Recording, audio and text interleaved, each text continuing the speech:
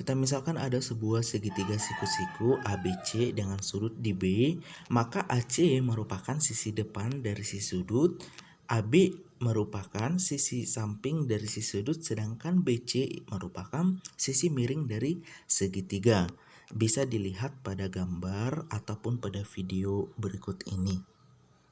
Kadang pada buku yang lain nanti bisa juga dikatakan si AC ini sisi tegak, sedangkan si AB itu merupakan sisi datar. Jadi tergantung mana menurutmu yang paling gampang, itulah yang kamu gunakan. Apakah dengan menggunakan depan atau samping atau tegak atau datar. Dan ingat, tidak selamanya nanti nama segitiganya ABC. Jadi tergantung dari permintaan soal atau misalkan tergantung buku mana yang kamu gunakan.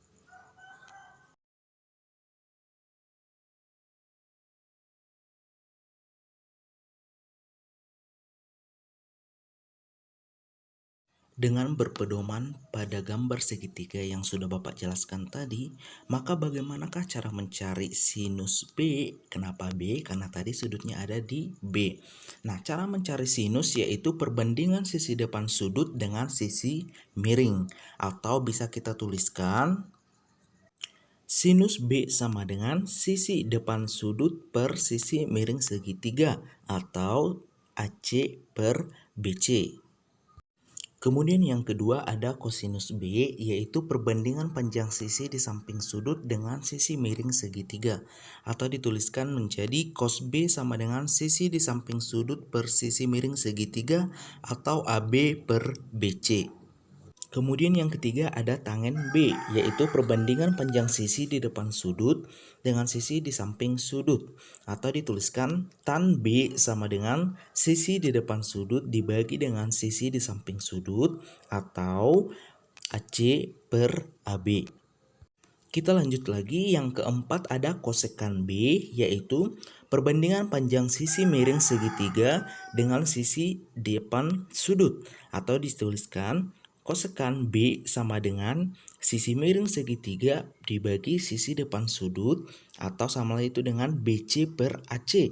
Atau cara singkatnya, kalau seandainya sin B nya sudah diketahui, maka mencari kosekan B itu sama dengan 1 per sin B.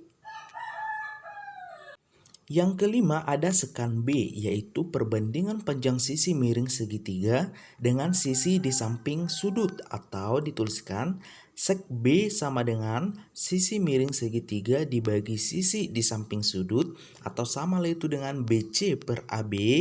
Atau kalau misalnya nanti sudah diketahui nilai cos B, maka cara mencari sekan B sama dengan 1 per cos B.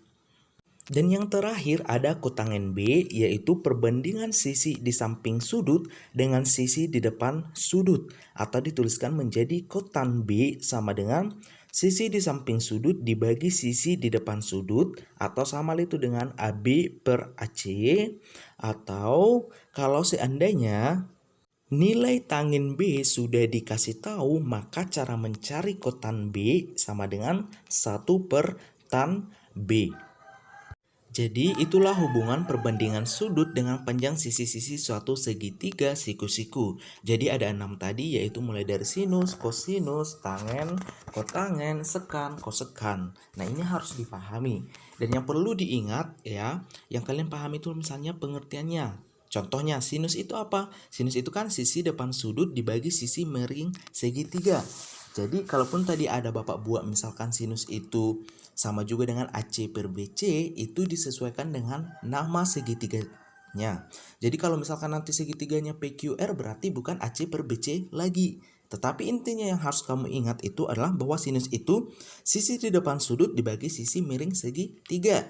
Jadi tergantung apa nanti nama segitiganya, siapa yang di depan itulah kamu buat, siapa yang di sisi miring itulah yang kamu tuliskan. Jadi tidak selamanya misalkan sinus AC per BC itu disesuaikan lagi dengan nama segitiganya. Karena kebetulan tadi segitiga yang kita gunakan namanya ABC dengan sudut di B dan siku-siku di A, maka itulah kenapa kita tuliskan sin itu sama juga dengan AC per BC dan yang lain sebagainya. Kemudian satu lagi tadi di penulisan itu ada beberapa misalkan sinus B, Bapak buat di rumahnya sin C. Jadi yang benar itu adalah yang Bapak ucapkan ya. Jadi sin B, cos B, tan B, bukan sin C, cos C, tan C. Oke, cukup sekian dulu untuk hari ini. Untuk pertemuan berikutnya nanti Bapak jelaskan contoh soal dan Bapak berikan tugas. Jadi untuk saat ini kamu pahami dulu yang 6 ini dihafal. Oke, terima kasih.